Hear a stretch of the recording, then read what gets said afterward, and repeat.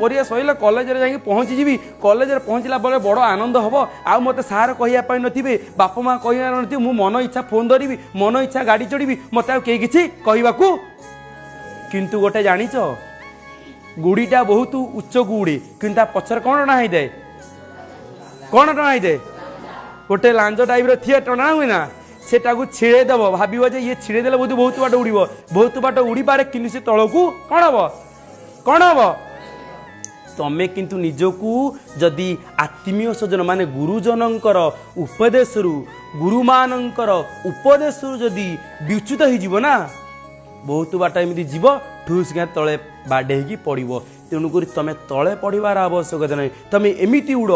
उड़ जमी तुम उड़ा को देखिकी आकाश उड़ा ऊपर को ना तुमको सेमती ऊपर को अनबे अपेक्षा करेंगे केते सी आसवे अपेक्षा करेंगे केते सी आसी पहुँचे तेणुक बाप माँ केते परिश्रम कर तुम केवल गोटे मनीष हाँपाई उत्तम मनीष आज तुम यदि मनीष न हम आज तुम गोटे भल पिला न हो पार आज तुम यदि गोटे भल कार्य न कर बापा माँ सका राति पर्यंत झाड़ू मारिबा ठारू बासन माजिबा ठारू माँ बापा तार केते परिश्रम केते परिश्रम कर झाड़ निगाड़ी एते परिश्रम करुची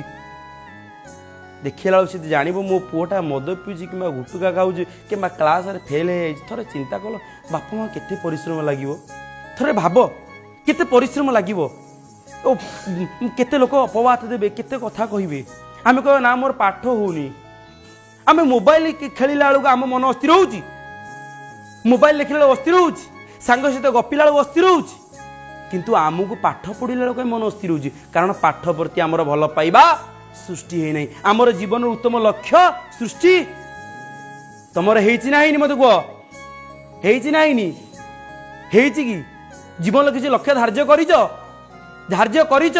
एबे ठारू आज जाई घरे धार्य कर मु मो जीवन में कौन हेबी मो जीवन में कौन करबा उचित जीवन में लक्ष्य धार्य कर दियो देखिबो तुम जीवन एते उत्तम हो एते उत्तम हो आउ तुमको किसी करने पड़ो ना तुम्हें आग आग जाऊथुबो बैंक रे जेमिति कौन गोटे डिपोजिट कर धीरे धीरे पैसा डिपोजिट एकाथर बड़ आकार उठिबो से एबे ठारू परिश्रम करी जाओ एबे ठारू परिश्रम करी जाओ सेते बेले तुम्हें आउ से माने रील खेलैबा पई पड़ोनी तमें दिने निजे गोटे रील हो तुमको अन्य माने फॉलो करेंगे तुमको कोटी लोक विवेकानंद हुओ न हुओ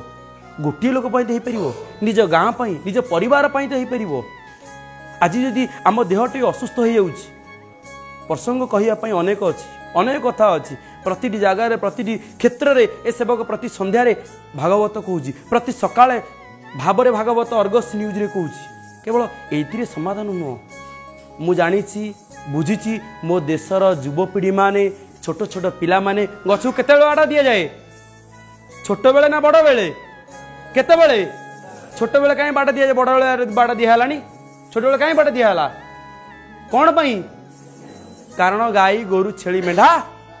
खाई जीवे आ बड़ होला पर गछ की खाई परिबे कि वर्तमान तुमर होची एबे ठारू 24 वर्ष पर्यंत कठिन परिश्रम करिवार बयस एबे एमिति निजकू गढ़ एबे समस्त तुमको बाट एपट सेपट करेंगे निज जीवन लक्ष्य धार्य कर आउ तुम पाखे समय ना ये कथा जानी तो आ विश्राम नबार ये समय नुह एबे कठोर परिश्रम करिवार बयस तुमर सौंदर्य को देखिकी तुम भाव मु गोटे भल पिला एमती बोली मोर पाखे धन अच्छी किए पचारे किए धन को तुमको पचार निजस्व मु कौन कर मो बापा कौन देला नदेला से कि जाए आस नहीं मो द्वारा कौन हो पारी मु कौन करी तेबे जाइए मो जीवन सार्थक हम मो बापा माँ मो पाई गर्व अनुभव करेंगे एवं मु मोर आगामी पिला मन किसी करी ये हूँ जीवन गढ़वार कथा ये हूँ युव संस्कार कथा ये हूँ कर्म ज्ञान भक्तिर समारोह हूँ युव संस्कार।